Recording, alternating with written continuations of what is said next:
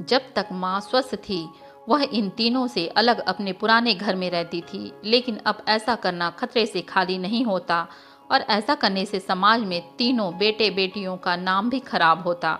लोग कहते हैं कि देखो कैसी औलादें हैं, बीमार माता को अकेले रहने के लिए छोड़ दिया। 1 घंटे से बिना कोई बातचीत किए वह तीनों अपने अपने विचारों में खोए हुए थे। फिर बहन ने चुप्पी तोड़ते हुए अपने बड़े भाई की तरफ देखते हुए कहा, भैया आप बड़े हैं, इसलिए आपका कर्तव्य है कि माँ आपको ज़रूरत के समय आप रखें और उसकी देखभाल करें।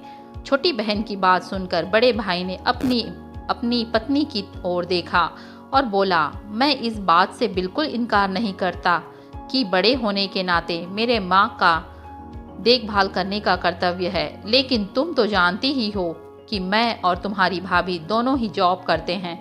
ऐसी हालत में माँ के साथ किसी न किसी को हर वक्त उनकी देखभाल करने के लिए उनके साथ रहना पड़ेगा, जो हमारे लिए बहुत मुश्किल हो जाएगा। बहन, तुम तो पूरा दिन घर में रहती हो, तुम माँ को अपने साथ क्यों नहीं रखती?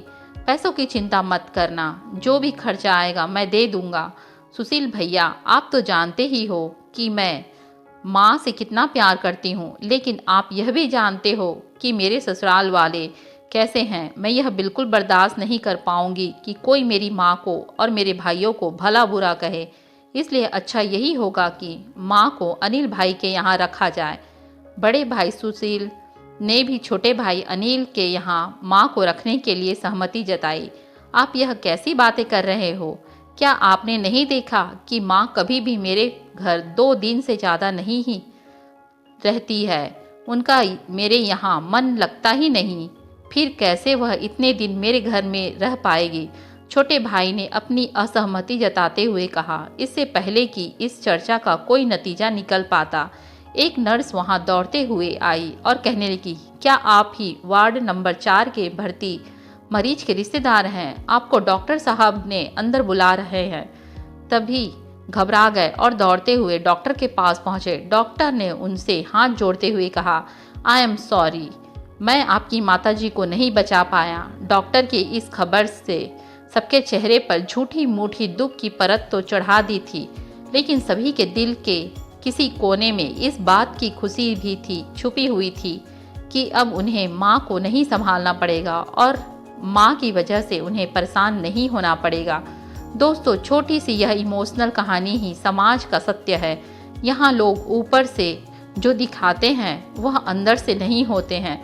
जो माँ बाप अपने 4-4 बच्चों को बिना किसी शिकायत के बड़ी आसानी से संभाल पाते हैं, आगे चलकर ज़रूरत पड़ने पर यही 4 बच्चे मिलकर भी उन्हें नहीं संभाल पाते या नहीं संभालना चाहते। बच्चों को यह बात नहीं भूलनी चाहिए, जैसा वह बोएंगे वैसा ही तो काटेंगे। अगर आज वह अपने माँ बाप के साथ बुरा बर्ताव करते हैं तो उन्हें यह याद रखना चाहिए कि उनके बच्चे भी बड़े होंगे और वह भी बूढ़े होंगे।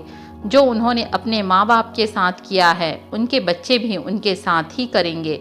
दोस्तों, अपने दिल से छल कपट निकाल दीजिए और सच्चे मन से अपने माता पिता के, अपने बुजुर्गों की सेवा करें। दोस्तों, इस कहानी से आपका क्या अभिप्राय है आप हमें कमेंट में ज़रूर बताएं। अच्छी लगे तो लाइक कीजिए, सब्सक्राइब कीजिए और शेयर करना बिल्कुल ना भूलें। धन्यवाद।